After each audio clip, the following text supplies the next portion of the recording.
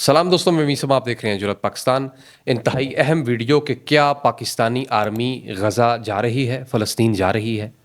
इस पे हम गुफ्तगू करेंगे। लेकिन वीडियो मुकम्मल देखिएगा और आखिर में अपनी कीमती राय से बताइएगा कि क्या पाकिस्तानी आर्मी को गज़ा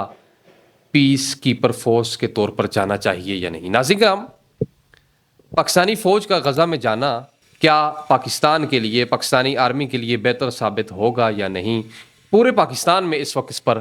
डिबेट की जा रही है। पूरे पाकिस्तान में इस वक्त इस पर गुफ्तगू की जा रही है। हम जानते हैं कि क्या ये पाकिस्तान के लिए बेहतर होगा, पाकिस्तानी आर्मी के लिए बेहतर होगा या नहीं, और मुस्तकबिल में अगर ये काम हो जाता है तो इसके क्या नताइज निकलेंगे, इसके मुतल्लिक हम फैक्ट्स एंड फिगर्स पर बात करेंगे और आपको बताते हैं। जैसा कि आपको मालूम है कि शर्म अल शेख के अंदर इसराइल और हमास के दरमियान मुज़ाकरात होते हैं और एक जंग बंदी मुआहदा तय होता है, लेकिन उसके फ़ौरन बाद इसराइल जब अपने जो उसके हॉस्टेजेस थे वो हमास से छुड़ा लेता है, तो उसके बाद ना सिर्फ वो दोबारा वही जारियत करता है फ़लस्तीन के ऊपर, बल्कि वो साथ ही साथ ये धमकी भी देता है कि मैं दरियाए उर्दन के मगरबी किनारे पर कब्ज़ा करूँगा। साथ ये ऐलान भी करता है। तो वो कहाँ गया अमन का मुआहदा, कि जो अमन का मुआहदा डोनाल्ड ट्रंप की ज़ेर निगरानी कई ममालिक ने, मुसलमान ममालिक ने, जिनमें पाकिस्तान भी मौजूद था, उन्होंने हमास और इसराइल के दरमियान करवाया। उसमें हमें हमास तो अपनी तरफ जगह पे ठीक नज़र आ रहा है कि उसने ना कोई कार्रवाई की है और ना अभी तक उसने किसी किस्म का कोई हमला किया और जंगबंदी मुआहदे की खिलाफ वर्जी की है। लेकिन पै दर पे इसराइल की जानब से हमले होना, ये पूरी दुनिया के मुबस्सिरीन और लोग इस पर तशवीश का इजहार कर रहे हैं। आप पाकिस्तानियों की तारीख है और ये जिन्होंने पाकिस्तान बनाया, कायदे आज़म मोहम्मद अली जिन्ना बानी पाकिस्तान, वो हमेशा रजब के महीने में कि जब शब महराज आती थी तो वो उस दिन शब महराज वाले दिन को नाज़रीन यौम फ़लस्तीन के नाम से याद किया करते थे और मनाते थे। तो हमारी तारीख ये है कि हमने, हमारे आबाओ अजदाद ने, हमारे बड़ों ने, जिन्होंने इस मुल्क को बनाया, उन्होंने हमें ये तरगीब दी कि हमने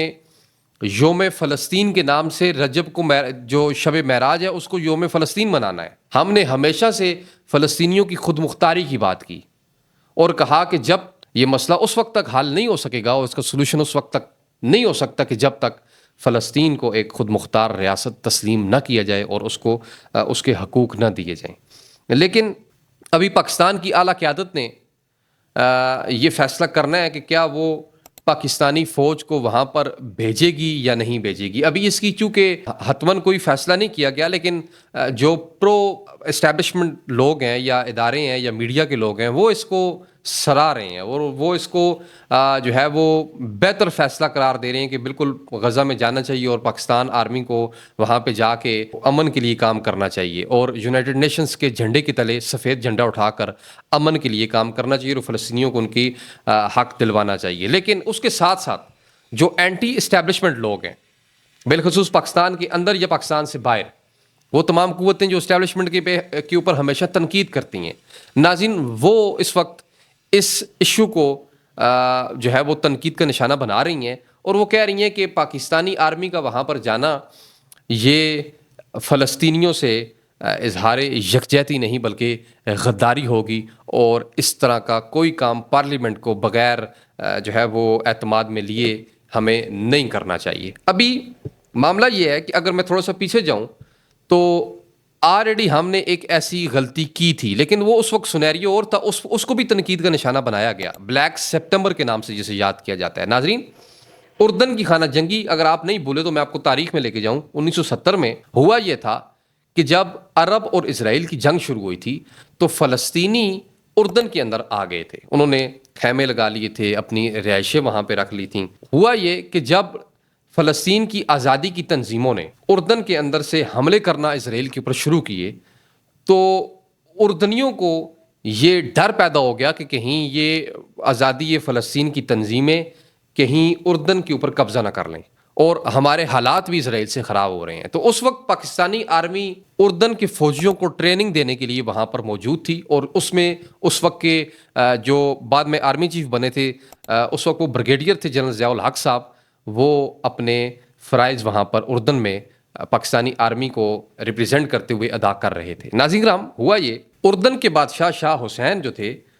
انہوں نے بریگیڈیئر ضیاء الحق کو، اس وقت کے بریگیڈیئر جب ضیاء الحق صاحب بریگیڈیئر تھے، ان کو اپنا سیکیورٹی ایڈوائزر لگا دیا اور اپنا سیکیورٹی کا مشیر اپنے بالکل قریب لے کر آ گئے۔ ہوا یہ کہ جنرل ضیاء الحق صاحب نے اس وقت جو تنظیم آزادی فلسطین کے نام پہ اردن میں متحرک تھی، جسے پیلسٹائن لبریشن آرگنائزیشن کہا جاتا ہے، وہ تنظیم، اس تنظیم کو ناظرین کرام، اس نے ظاہر قتل و غارت شروع ہو گئی تھی۔ اردن کی فوج اور یہ آزادی فلسطین کی یہ تنظیم آپس میں ان کی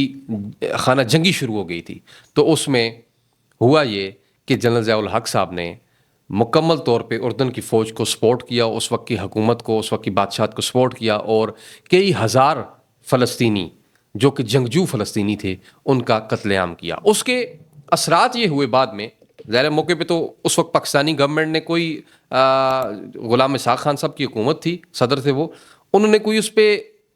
بیان نہیں دیا تھا کہ آیا ہم فلسطین کے ساتھ ہیں یا آیا ہم اردن کے ساتھ ہیں، کھل کے کسی کی حمایت نہیں کی۔ لیکن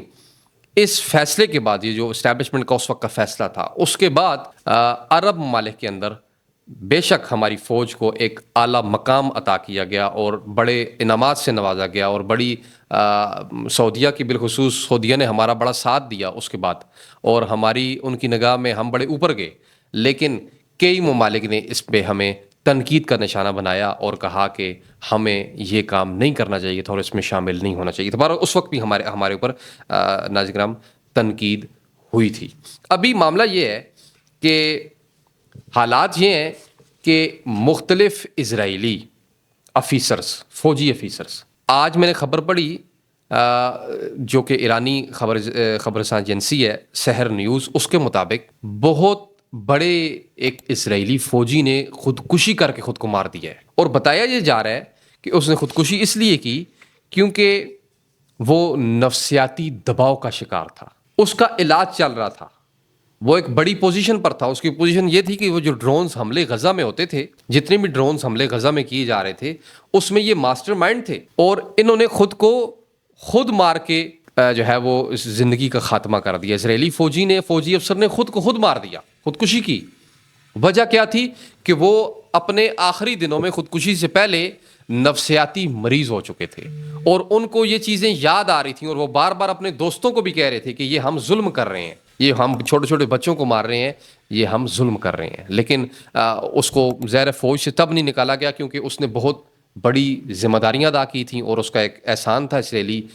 ڈیفنس فورس کے اوپر، تو اس وجہ سے اس کو معطل نہیں کیا گیا یا اس کو بے دخل نہیں کیا گیا فوج سے، لیکن اس کا علاج ہوتا رہا۔ لیکن آج اس نے پتہ لگا کہ خودکشی کر لی ہے، اور یہ انٹرنیشنل اخبارات بتا رہی ہیں۔ تو ایسا نہ ہو کہ ہم وہاں پر جائیں اور اس سے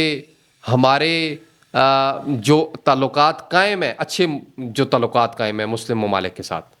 کہ جو حماس کو سپورٹ کر رہے ہیں، وہ کہیں ناراض ہو جائیں اور ہم سے کچھ اللہ نہ کرے، خدا نہ خواستہ، میں یہ نہیں کہہ رہا، لیکن اللہ نہ کرے کوئی ایسا سینیریو بن جائے کہ کچھ ایسے ہتھیار ہم کہیں انہی کے خلاف استعمال نہ کر دیں کہ جس سے ہم بھی پھر نفسیاتی دباؤ کے شکار نہ ہو جائیں۔ تو اس پہ ضرور ہمیں سوچنا چاہیے۔ ناظرین کرام،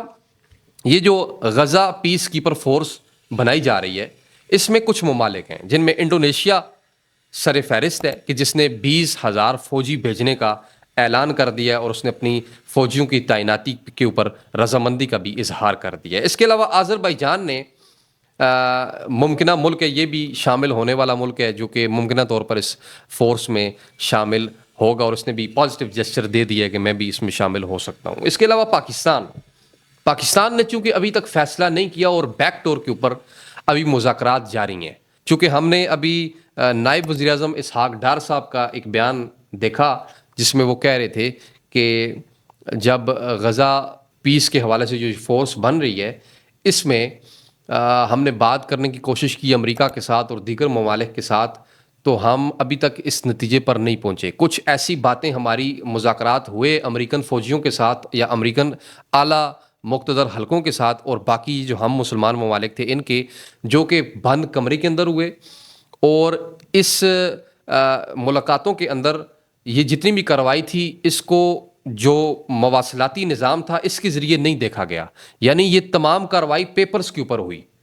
اتنا اس کو خفیہ رکھا گیا. یہ اسحاق ڈار صاحب کہہ رہے ہیں، میری باتیں نہیں ہیں، وہ کہہ رہے ہیں کہ جو غزہ پیس کیپر فورس بنائی جا رہی ہے، اس کے جو مذاکرات ابھی ہو رہے تھے پچھلے دنوں امریکہ کے اندر، اس میں اس معاملے کو اتنا سیکیور کیا گیا اور اتنا جو ہے وہ دبانے کی کوشش کی گئی یا خاص رکھا گیا تاکہ یہ باہر نہ نکل جائے یہ باتیں ہماری، کہ ہم نے پیپر کے اوپر باقاعدہ پیپر ورک کیا اور ٹیلی فون کے اوپر بھی کسی سے بات نہیں کی. یہ میسج جو ہم نے پہنچایا یہ بھی جو ہے وہ امریکہ اور باقی یہ مسلمان ممالک جو مل کے مذاکرات کر رہے ہیں، یہ قطعاً بھی کسی صورت بھی ہم نے کوئی ایسا میڈیم استعمال نہیں کیا جس سے یہ ہماری کوئی خبر لیک ہو جائے اور بات باہر چلی جائے. تو ایسی کیا باتیں ہیں، یہ بڑی خاص باتیں ہیں، لیکن یہ تو ابھی اعلیٰ مقتدر حلقوں کو ہی پتہ ہے. لیکن برکیف ہم یہ چاہتے ہیں کہ کچھ ایسا ہو کہ جس سے پاکستان کی جو ایک پاکستانی آرمی کی اور ملک پاکستان کی جو ایک عزت، ایک وقار بلند ہے فلسطینیوں کی نگاہ میں، وہ کہیں نیچے نہ گر جائے. ابھی میں ایک اخبار دی ٹائمز آف اسرائیل آپ کی اسکرین پر بھی آ گئی ہوگی، اس کو جب اسٹڈی کر رہا تھا تو اس میں ایک آرٹیکل میں نے پڑھا سیرجیو ریسٹیلے کا. یہ ایک آرٹیکل لکھتے ہیں دی ٹائم آف اسرائیل میں اور بڑا ایک صحافی ہیں اور بڑا قداور شخصیت ہیں، انٹرنیشنل اخبارات کی زینت بھی بنے رہتے ہیں. انہوں نے اب ایک کالم لکھا. ناظرین کرام، یہ مضمون جو انہوں نے لکھا کہ اگر پاکستانی فوج غزہ امن مشن کے متعلق اگر چلی گئی تو اس کے کیا اثرات ہوں گے. یہ میں نہیں کہہ رہا، یہ وہ خود کہہ رہا ہے، سیرجیو ریسٹلی کہہ رہا ہے. اور وہ کیا کہہ رہا ہے وہ ذرا سنیے. وہ کہتے ہیں کہ اس سے پاکستان کے عوام اور سیاست میں فلسطینیوں کے لیے ہمدردی اور اسرائیل کے خلاف جذبات بہت گہرے ہیں. یعنی یہ انہوں نے حقیقت بات کی کہ پاکستان کے عوام اور سیاست میں فلسطینیوں کے لیے ہمدردی اور اسرائیل کے خلاف جذبات بڑے گہرے ہیں. تو خطرات کیا ہوں گے اگر پاکستانی فوج چلی گئی اسرائیل میں؟ تو خطرات کیا ہوں گے پاکستان کے لیے؟ وہ یہ ہیں، سنیں. یہ لکھتے ہیں کہ اگر پاکستانی فوج وہاں گئی تو لوگوں کو لگے گا کہ پاکستان اسرائیل کے ساتھ مل رہا ہے، جس سے سیاسی اور مذہبی رد عمل پیدا ہو سکتا ہے. اور آگے یہ لکھتے ہیں کہ فوج کی ساکھ بھی متاثر ہو سکتی ہے کیونکہ وہ خود کو اسلامی دنیا کے محافظ کے طور پر پیش کرتی ہے. اور ناظرین کرام، ساتھ ہی ساتھ اس نے اپنے آرٹیکل میں یہ لکھا کہ عملی میدان میں کیا خطرات ہو سکتے ہیں کہ غزہ کوئی عام جنگی علاقہ نہیں بلکہ یہ تباہی، غصے اور غیر یقینی صورتحال کا مرکز ہے. وہاں کسی بھی غیر ملکی فورس کو غیر جانبدار نہیں سمجھا جائے گا. یعنی ایسا نہیں ہے کہ غزہ میں فورس چلی گئی تو اسے غیر جانبدار کہا جائے، نہیں، وہ پھر جانبدار ہو جائے گی. ظاہر ہے وہ یا پھر اس کو اسرائیلی کی طرف آنا پڑے گا، اسرائیلی اس کے جتنے بھی مقاصد ہیں اس کو وہ پورے کرنے پڑیں گے، یا فلسطینی مقاصد کو پورا کرنا پڑے گا. تو اس میں پاکستانی آرمی کہاں پہ جائے گی؟ تو وہ بھی سنیں. وہ کہتے ہیں کہ پاکستانی فوج پر حملے بھی ہو سکتے ہیں یا کسی غلط فہمی سے اسرائیلی فوج سے جھڑپ بھی ہو سکتی ہے. لیکن اس سے علاقائی تاثرات کیا ہوں گے کہ ایران، ترکی اور قطر، وہ ممالک کہ جو حماس کے حامی ہیں، وہ پاکستان پر ناراض ہو جائیں گے اور وہ سمجھیں گے کہ پاکستان نے فلسطینیوں کا ساتھ چھوڑ دیا اور مغرب یا اسرائیل کے دباؤ میں آ گیا. اور اس سے پاکستان اسلامی دنیا میں تنہائی کا شکار بھی ناظرین ہو سکتا ہے. اور اسرائیل کے لیے اس میں خطرات وہ بیان کرتے ہوئے کہتے ہیں کہ اسرائیل کے لیے پاکستانی فوج کو قبول کرنا سیاسی طور پر مشکل ہوگا کیونکہ پاکستان اسرائیل کو تسلیم نہیں کرتا. ظاہر ہے آپ کو معلوم ہے، پوری دنیا کو معلوم ہے، بلکہ پاکستانی پاسپورٹ کے اوپر بھی لکھا ہوا ہے کہ پاکستان کسی صورت اسرائیل کو تسلیم نہیں کرتا. تو ظاہر ہے پاکستان اگر اسرائیل کو تسلیم نہیں کرتا تو اس صورت میں پاکستان کا وہاں پر جانا تو یہ بھی ایک بڑی الارمنگ سچویشن ہوگی کہ جو سمجھ سے بالاتر ہے. اسرائیلی عوام اور سیاستدان اسے سیکیورٹی رسک سمجھیں گے. ظاہر ہے وہ تو سمجھیں گے کیونکہ اس وقت پوری دنیا میں واحد پاکستان ایسا ملک ہے کہ جس کو اسرائیلی اپنے لیے خطرہ سمجھتے ہیں. اور وہ ایک وائڈر سطح پر اگر دیکھا جائے نا، بڑی سطح پر، تو وہ پاکستان کو اپنے لیے، اپنی بقا کے لیے خطرہ سمجھتے ہیں. اگر کوئی حادثہ یا جھڑپ ہوئی تو بڑی سفارتی تباہی ہو سکتی ہے. خدا نخواستہ اگر حماس ریئیکشن دیتا ہے، کیونکہ مولانا فضل الرحمان صاحب کے مطابق کہ اگر حماس کو اس کی تشخص کو نہ مانا گیا تو اس سے بھی مسائل تباہی کی طرف جائیں گے. پاکستانی فوج کو غزہ میں بھیجنے کا خیال امن کے بجائے نیا تنازع پیدا کر سکتا ہے. یہ کہنا تھا دی ٹائمز آف اسرائیل کے آرٹیکل لکھنے والے سرجیو ریسٹیلی کی جانب سے، اور انہوں نے ساتھ میں یہ بھی نتیجہ دیا کہ اگر پاکستانی فوج غزہ میں چلی گئی تو یہ قدم نہ صرف پاکستانیوں کے لیے فائدہ مند نہ ہوگا اور نہ اسرائیل کے لیے، دونوں کے لیے فائدہ مند نہیں ہوگا۔ دونوں کو پہلے علاقائی اتفاق رائے، اندرونی سیاسی ہم آہنگی اور میدانی حقائق کی وضاحت کیے بغیر ایسا کوئی قدم نہیں اٹھانا چاہیے۔ یہ ایک گورا رائٹر لکھ رہا ہے دی ٹائمز آف اسرائیل میں۔ تو آپ کے سامنے سارا سینیریو موجود ہے کہ اگر ہم وہاں پر گئے تو ظاہر ہے ہم جب 1998 کے اندر چاغی کے مقام پہ اپنے نیوکلیئر سائٹس کو واضح کرتے ہیں اور ہم اٹامک ایکسپیریمنٹ کرتے ہیں، تو یہ کہتے ہیں کہ ہمارے آج کے دن 1998 کو جب ہم نے اٹامک تجربہ کیا تو ہم نے کہا کہ آج کے دن امت مسلمہ کے دل میں ٹھنڈ پڑ گئی ہے۔